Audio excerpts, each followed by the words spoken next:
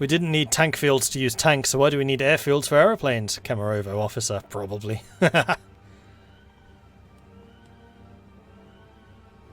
Gonna top off now. Do I have any plans for a game when I'll be doing Navy next? Would prefer to ask relevant questions in the stream than keep distracting. Hard to say. Probably. I do really like naval nations, but also this mod isn't massively set up for naval. So... difficult to answer. I don't know. Just know that I do a lot of naval stuff, generally. Also, if you just want to see navies being used a lot, take a look at my YouTube channel, which you can find at youtube.com/Mordred Viking. There are multiple games there where I'm using navies really quite heavily. Is there a manpower law to change? You can't just change laws, unfortunately. They're a thing which are triggered by events and focuses. Okay, so we can now do the Lessons of Novgorod, which will increase our popularity of authority and democracy, or the Iron Crown, which will also increase Lydia. His Majesty the King has decided, in all of his wisdom, that the best choice to govern the newly acquired territories of Tomsk is his son, Prince Yuri. The prince has already planned for how to best govern his new lands. They come with Yuri's usual flavour of idealistic populism. Looking back at the ancient Republic of Novgorod for inspiration, the prince hopes to create an administration where all will be able to have their voices heard in the public assemblies, while also looking to keep the vibrant cultural legacy of the previous administration alive. With luck, Prince Yuri's plan will ensure that the people of the region remain loyal to their new king.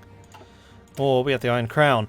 In order to maintain order in the newly conquered territories that once belonged to the Central Siberian Republic, His Majesty has decided he will appoint his daughter, Princess Lydia, to govern the region. Princess Lydia has devised a broad plan to essentially keep the region under control with an ironclad fist. The bureaucracy of the previous administration will be removed, and in its place the princess hopes to create a new set of laws aimed at suppressing dissent.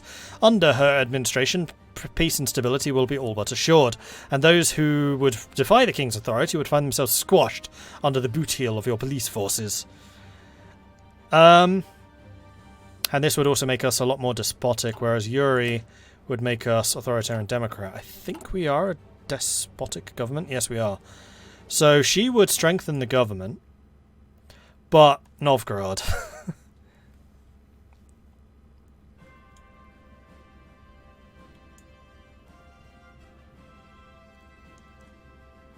So, I think we will do this as a poll, because I am curious as to which direction chat is leaning.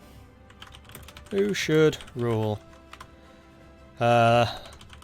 Lessons from Novgorod. Yuri. Oh, I can't type in Yuri. Or Iron Crown.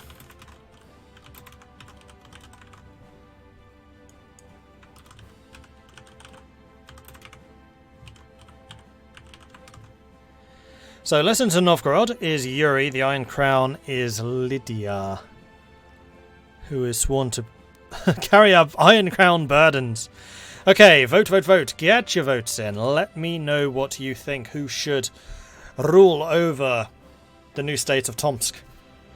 The righteous rule of Novgorod, a time-honoured tradition amongst the Russian people, and of course the most legitimate form of government because it was an actual Norse Russian principality, or the other one.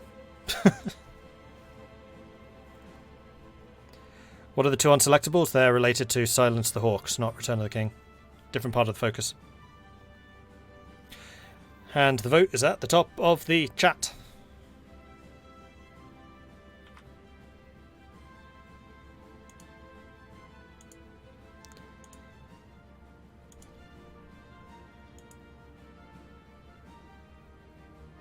Wow, this is a really close vote. Crikey.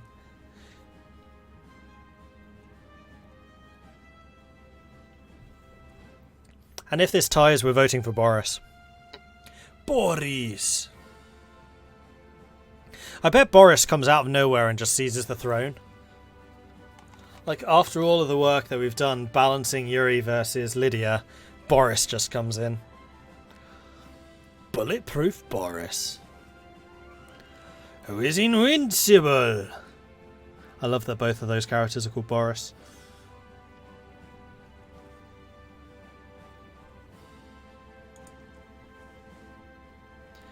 And Kemen Moldea wants me to drink some tea.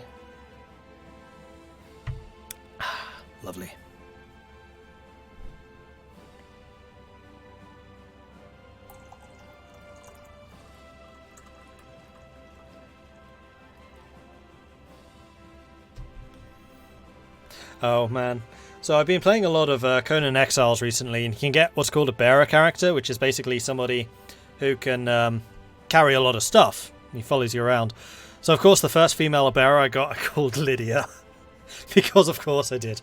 I am sworn to carry your burdens. Okay, so Novgorod 1. So we're going to go with Prince Yuri.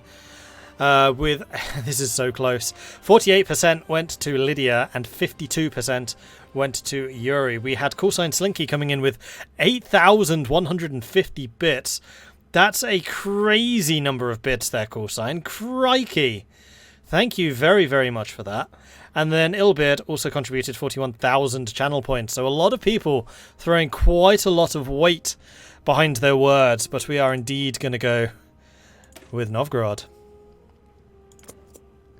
Alright then. So, military factories. We're still short on guns. We're still short on RPGs. We're doing kind of okay on the other stuff. I think that we just need guns at this point, and I think I'm also going to put one more onto planes, because I would like to get a bit more aircraft. Oh no, we can't afford that. Never mind, we don't have enough aluminium. Wow, how much aluminium? 6! Per plane! Oh no, 3 per plane. I was going to say.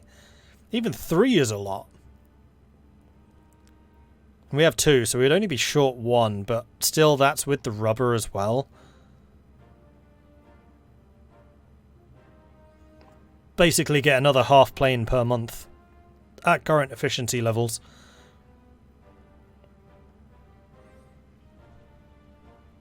We don't really have the manpower for more guns. We could do more artillery and have more line troops. Although already our infantry divisions are kind of small. You know, yeah, we're going to go planes. If we need to start building some air bases, then so be it.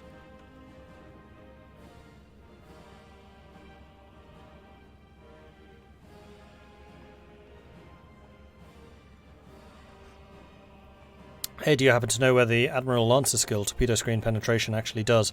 Yeah, so I don't know exactly how the math works out, but basically when you're up against a fleet with screening protection, their screen is 25% less effective. Whether it's on a per ship basis, whether it means that they actually need 4 ships instead of 3 to adequately cover their screen. It basically just means that they need more destroyers to cover the screen, or their destroyers are less effective at screening the capital ships, which means your torpedoes are much more likely to hit. So basically torpedo screen penetration is excellent if you're trying to use torpedoes to sink capital ships or convoys. So if you're using a lot of torpedoes, torpedo screen is really, really good. I would say especially in capital ship battle, though. Probably less useful for convoys.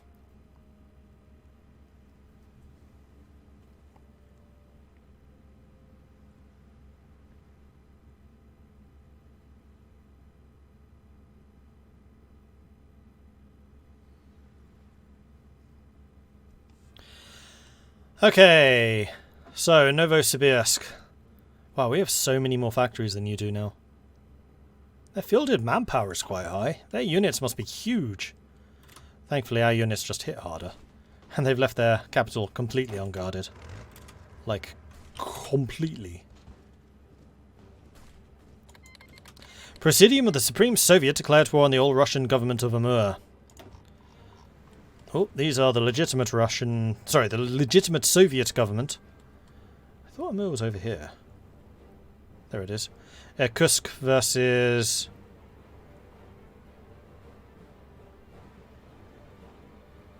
Amur. Wow, Amur has gotten a lot smaller. Crikey. So do we really have no air bases? Does anyone? Yeah, there's loads of them over here. There's literally none in Central Siberia. We would have to build them. Interesting.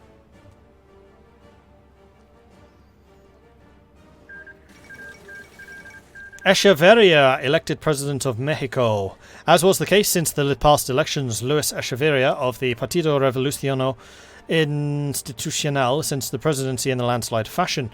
The Secretary of Foreign Affairs is an enigma even to those of his close supporters. Huzzah! oftentimes siding with and against the party line on the same issue. His reputation as a political maverick endears Echeverria's little to both aisles of the Mexican government. Only one idea remains constant throughout the new president's duplicity: his insistence on the country's sovereignty and his ruling party's principles. Mexico will finally rejoin the global community, but this time he pledges on his own terms and on its own 2 feet. For the revolution eternal. Delicate balance in Germany civil war continues to shift as Bormann's Germany conquers Speer. Oh. Speer went down before Heydrich? That I'm surprised by, but that is going to really empower Bormann, although Goering does look like he's taken a fair chunk as well. And the civil war continues. Yeah, I know, manpower. I'm still integrating stuff, I'm still coring stuff, and also you can't change manpower. Oh, no, we have manpower. That's what you've been saying. Sweet. Yeah, because we cored, so troops must have just mobilized. And also we just took Novosibirsk, which is a massive population. Oof. Okay. That's like 3 million more people to be added. Sweet. And it was the Shield Maidens who took it. Novosibirsk aircraft plant captured. The recent fall of Novosibirsk and the retreat of the enemy forces across the frontiers of the battlefield has left us in control of the now idle Novosibirsk aircraft plant. Towering and dormant, the factory was constructed before the Great Patriotic War and has manufactured vehicles capable of flight for its administrators ever since. Now with the plant under our control, we'll be able to have access to a fresh arsenal of aircraft, fit for any purpose for our armies. Motor engines roar and squadrons of planes fly in the Siberian skies, bearing our insignia. No, they don't, because we have no air bases. To first dominate the plains and the wastes of central Siberia by land, we must tame the wild airs of our broken Russia. With this plant, this future may be ours for centuries to come.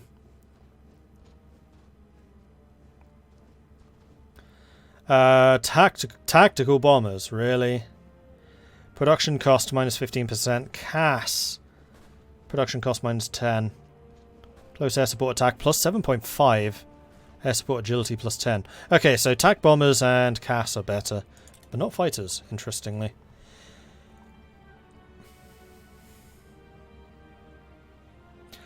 Is there a link to this mod? If you type in !mod, it'll be on that page. And I have realised that I do not have my notifications up properly, which is why I've not been getting them all. Pop out.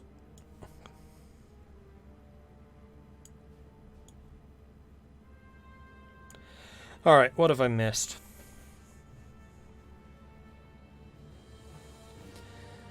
Palia, thank you very much for the follow.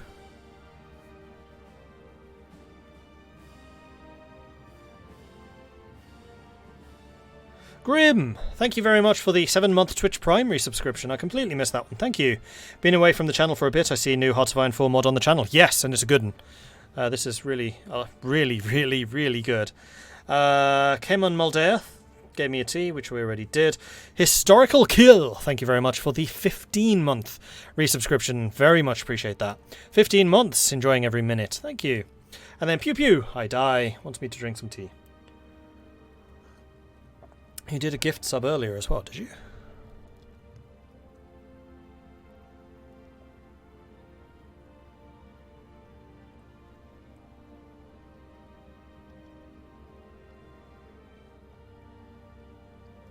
That doesn't seem to have come through.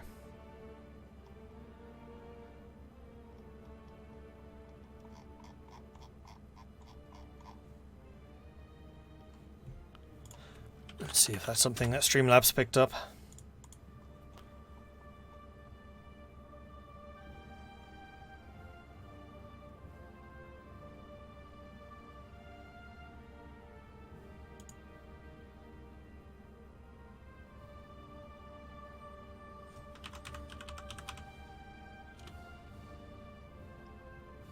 Oh, 6 hours ago. Was that during the Star Sector game? I am sorry I missed that. Collinas gifted us up to G-Tasks. Thank you very much for that, Colleen. I'm so sorry I missed it. As you know, I always massively appreciate gift subs, and I try to do my best to acknowledge them when I see them, but I have a feeling that's one that snuck by on the lack of notifications in OBS. I don't know why it's so bad, because I didn't see it on Twitch either. But thank you very much for that, Colleen. Very much appreciate it.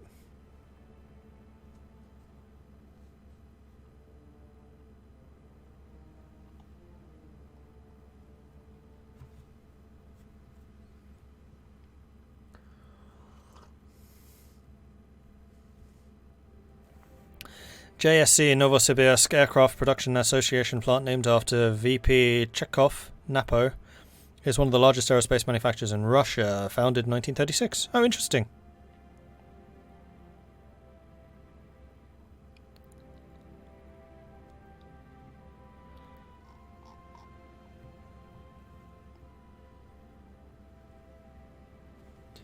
Cool. Right, let's get back to conquering Novosibirsk. They cannot be allowed to stand.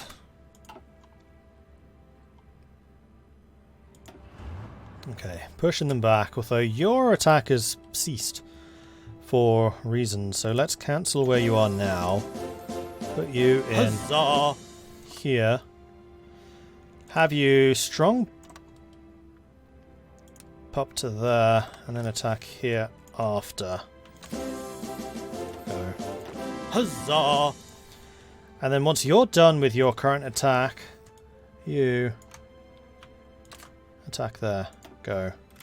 Then everything else just continues their attacks. Huzzah! Whoa, Silver Knight also showing the generosity. Thank you so much for that. Flanky, Bone Muzd, Miracle Gus, Miaten, and Silisonius. Thank you. Oh, congratulations on the gifted subs, courtesy of Silver Knight. Really appreciate that. Huzzah! Really appreciate it.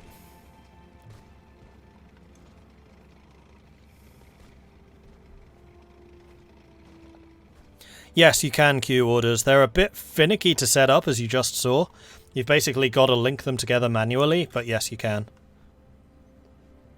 Which is very useful, especially when you have breakthrough units like the tanks. You can basically set up the path you want them to take, as we're seeing here. Going around behind, basically trying to get to the plains as quickly as possible. The Islamic Republic of Kostanay declared war on the state of Aktau. I thought they were already at war with Aktau. In fact, I think I want you to go there after.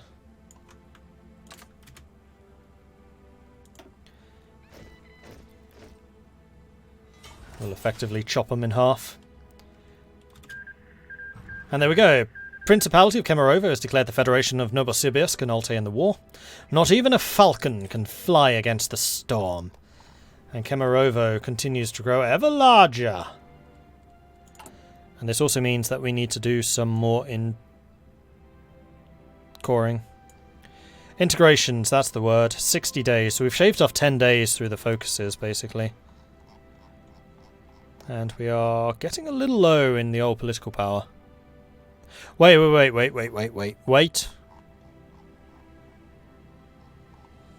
I can form the Greater Principality of Central Siberia now, which will get me another research slot. It will give us overextended administration. Our state shall enter the regional stage, granting access to greater diplomatic options in the economy system. And the Principality of Kemerovo will be known as the Grand Principality of Central Siberia. I have an airbase? Oh, I have an airbase! Okay, so they did have an airbase. Cool. Well, in that case, we should probably create our first fighter wing. Of 2 planes. I was thinking, oh, we'll probably have like 50 or something. I can start them training. But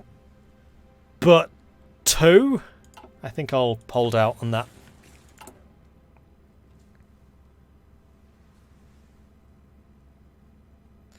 The left wing and the right wing. There you go.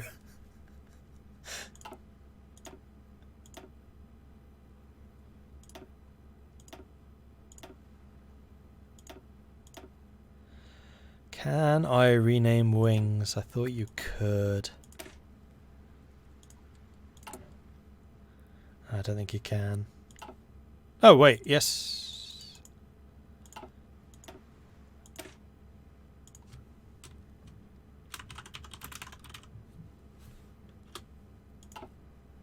This is actually something I've never done before. Whoops. Taking pictures, I mean renaming stuff. There we go, we've got the left wing and the right wing. Oh man, I love it.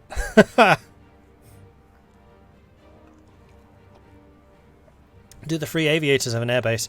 I would suspect so, but it kind of looks like I can't see their airbases. Or maybe I was zoomed out too. Huzzah! No, because I can see it in Central Steppe now. Where are the free aviators? There. Surgut. No. From what I can see, no, but that doesn't necessarily mean that there isn't. As we have seen. Yeah, they do. It's just not showing up on the map.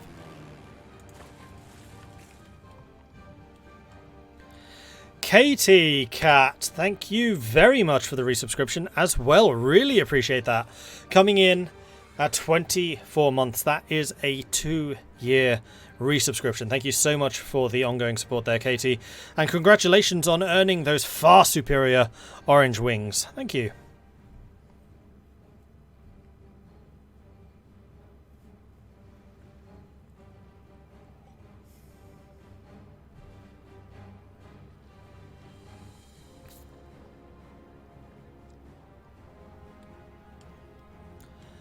Okay, so who's it likely for us to go after next?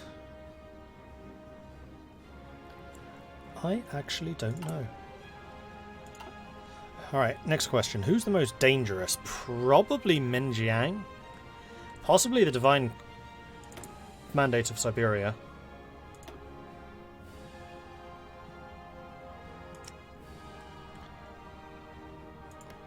Oh no, Irkutsk.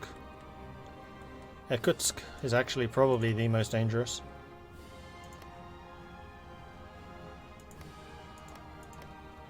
Oh yeah, easily.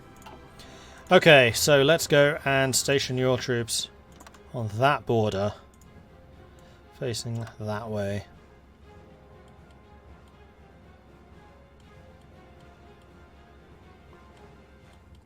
Where's Irkutsk? There it is. Stop disappearing! That's not fair! It's only their capital, it's not like it's an important position with 25 victory points available.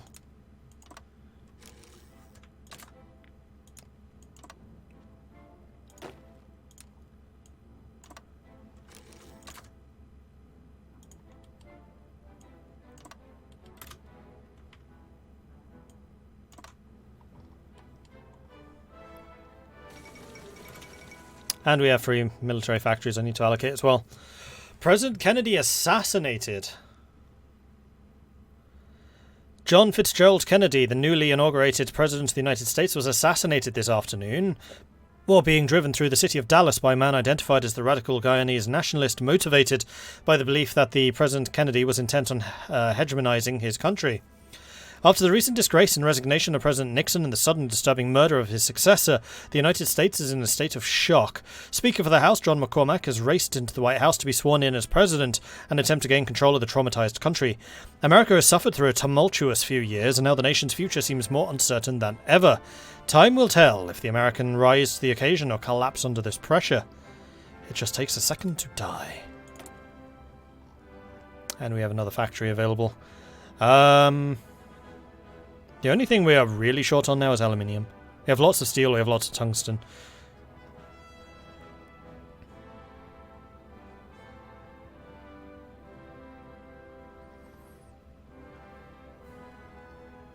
So... oh, and rubber. I could go for another APC, but I don't think I will. I think I'm just going to go with more guns. Although we actually have a big surplus of guns now. Sod it, I'm going for more APCs. Rubber shortages or not. And I guess we'll form the Greater Principality of Siberia. I don't know how long this overextended administration penalty will last, because it's a pretty hefty penalty. So before we press that button, I'm going to save the game.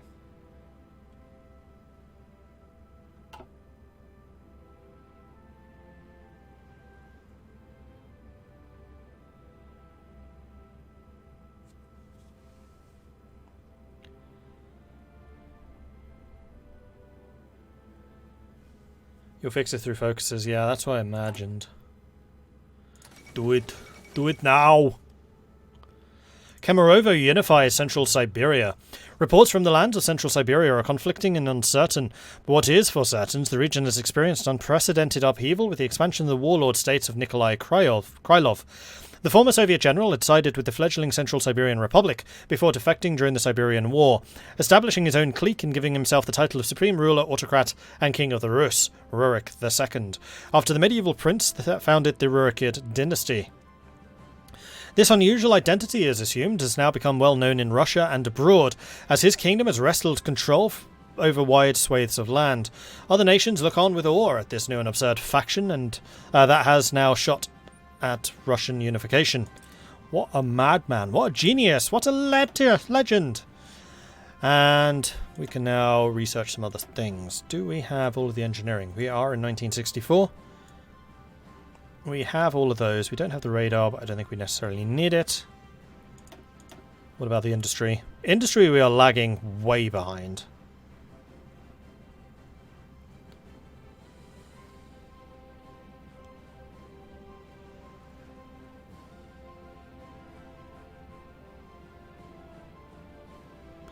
We will also need to make a decision about vertical or horizontal industry.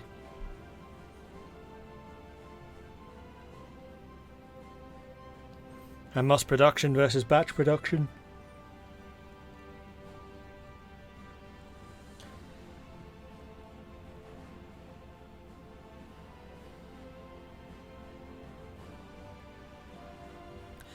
So, vertical has massive amounts of production efficiency growth. But the cap is lowered. So vertical would be better if you switch production a lot. It also has the higher repair, so that is very much dispersed. And then the horizontal gives you more factories in the state, gives you more cap, but less growth. So disruptions are going to really affect you. However, factory output and dockyard output are also increased.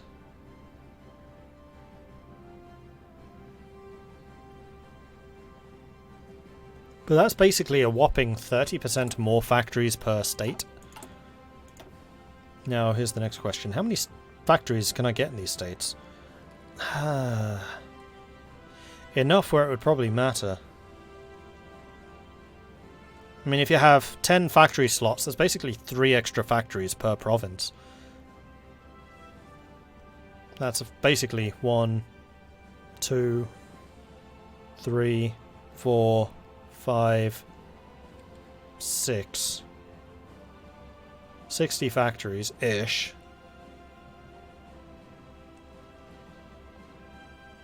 That's what, 18 extra factories? That's huge. So I think we're going to go horizontal.